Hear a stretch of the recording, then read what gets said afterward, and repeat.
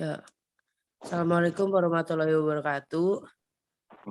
Di sini Waalaikumsalam kami dari warahmatullahi wabarakatuh. kelompok 2 dengan anggota saya Lydia Kalbastian dengan nomor NPM 2010502086 dan teman-teman saya pertama Muhammad Rawi Fadlan dengan NPM 2010502114, Naufal Dwi Kurniawan dengan NPM 2010502097, Dwi Kurniawan dengan nomor NPM 2010502138, dan yang terakhir ada Gaza Mahendra Aditama.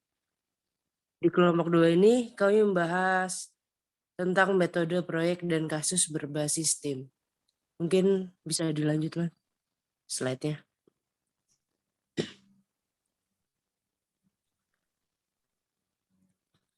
Oke, untuk jurnal sendiri nama jurnal ini adalah Geotermik dengan judul Pengoperasian Pembangkit Listrik Tenaga Panas Bumi Skala Pilot 3 MW di Kamojang, Indonesia. Penulisnya adalah Bambang Teguh Prasetyo, Suyanto Cahyadi, Himawan Sutrianto.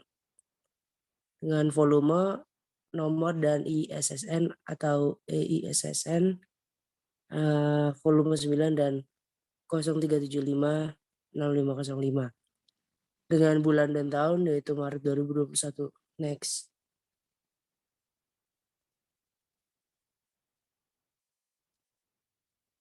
Oke, di sini ada pendahuluan.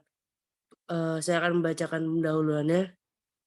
Makalah ini membahas tentang perancangan proses flow diagram atau bisa disingkat dengan PFD, performansi dan kehandalan dari plan ini selama pengujian sinkron berkelanjutan ke jaringan listrik lokal 20 kV pada 21 sampai 25 November 2019.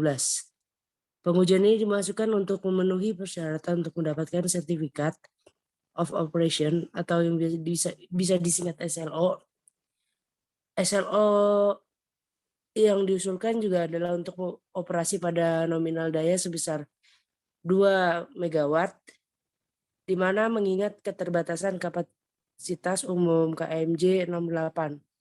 Sebagai persyaratan teknis untuk mendapatkan SLO dimaksud pembangkit harus dioperasikan secara terus-menerus selama 3 kali 24 jam.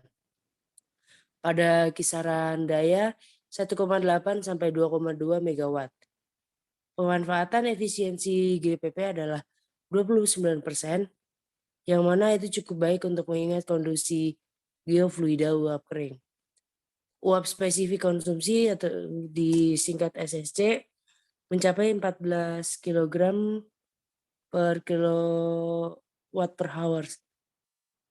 Pabrik masih memiliki peluang untuk meningkatkan efisiensi dengan mengurangi kehilangan tekanan di saringan uap, meningkatkan vakum kondensor, dan meningkatkan desain turbin dan pembuatan juga.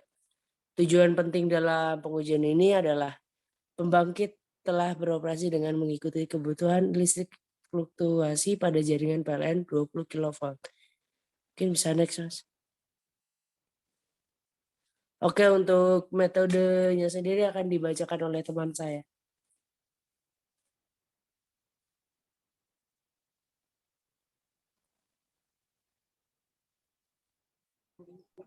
Metode asinkron persiapan.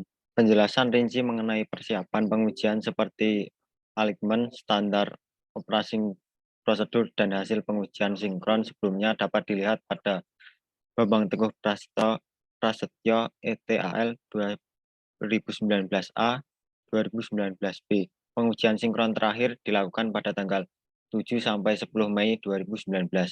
Hasil pengujian sinkron 3 kali 24 jam PLTU 3 MW telah berhasil dilaksanakan secara penuh.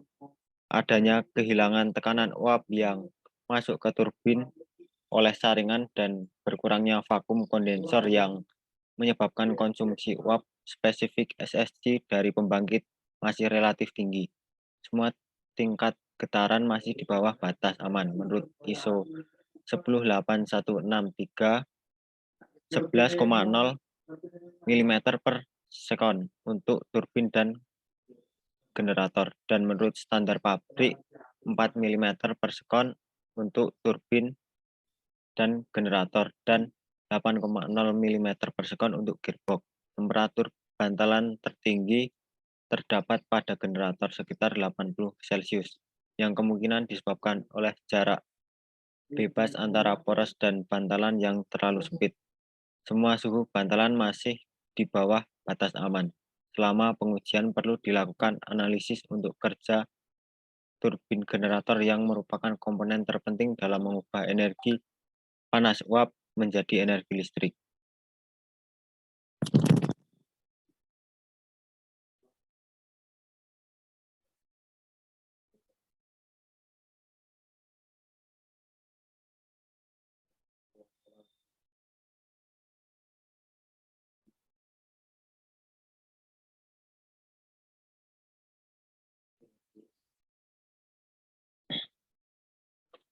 Pengujian sinkron untuk mendapatkan SLO mengacu pada prosedur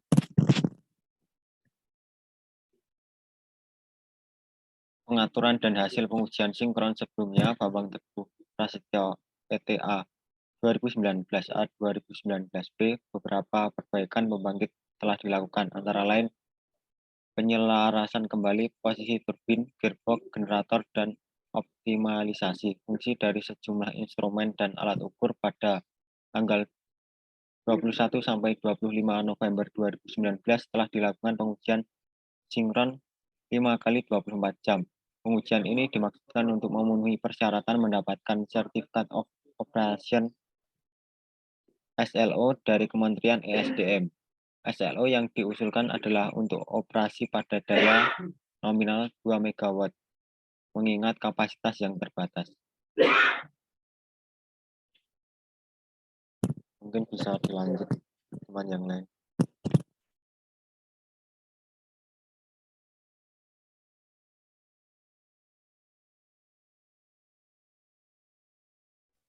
Oke, mungkin untuk slide di hasil ini bisa dibacakan oleh rekan saya yang lain. Mungkin Mas Muhammad Raif. Baik, terima kasih. Selama 92 jam operasi pengujian sinkron untuk mendapatkan SLO, semua data operasi dicatat dalam sistem akuisisi data. Parameter uap faktual terlihat berbeda dari parameter uap seperti yang ditunjukkan pada tabel 2. Penurunan tekanan uap di kepala sumur sekitar 2 bar dapat mengubah parameter uap secara signifikan. Tabel 3 menunjukkan nilai rata-rata uap selama pengujian pada titik pengukuran yang diperlukan untuk analisis lebih lanjut. Penomoran titik pengukuran mengacu pada tabel 2 yang diberi tanda koma, titik 5 aksen, titik 5 aksen, dan 5 merupakan pengukuran pada pipa utama sebelum masuk turbin, yaitu pada titik sebelum dan sesudah strainer. Lanjut.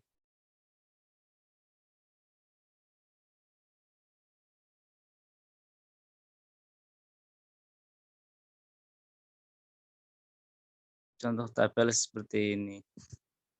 Lanjut.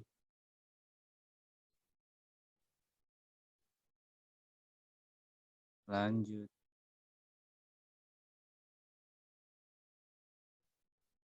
Untuk kesimpulan bisa dibacakan Mas Naufal.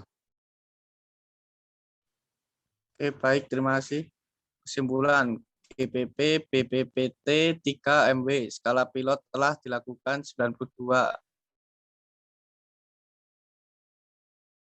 N20 kV. Pabrik percontohan telah terus-menerus dioperasikan lebih dari 3 kali 24 jam dalam kisaran pembangkit listrik 1,8 sampai 2,2 MW untuk memenuhi uji kendala SLO. Selama 92 jam sinkron operasi pengujian, semua data operasi dicatat dalam data sistem akuisisi. Efisiensi pemanfaatan PLTP sebesar 29%, yang cukup baik mengingat kondisi biofluida uap kering performa rendah dalam sistem turbin generator dapat secara signifikan mempengaruhi efisiensi pemanfaatan. Konsumsi uap spesifik SSC tercapai 14 kilowatt. Efisiensi ini harus ditingkatkan dengan mengatasi masalah kehilangan tekanan di saringan uap, meningkatkan kondensor vakum, dan meningkatkan desain dan fabrikasi turbin. Getaran, bantalan, dan suhu dioperasikan dalam kondisi stabil di bawah batas alam. GPP telah berhasil mengikuti listrik fluktuasi permintaan di jaringan PLN 20 kV. Secara teknis, hasil tes memenuhi persyaratan untuk mendapatkan SLO. Sampai akhir pengujian di pabrik telah menghasilkan listrik sebesar 526 MW dengan beban tertinggi 2,2 MW. Kemajuan pengujian ini menjadi tahap yang menjanjikan untuk pengembangan peralatan GPP dengan manufaktur lokal.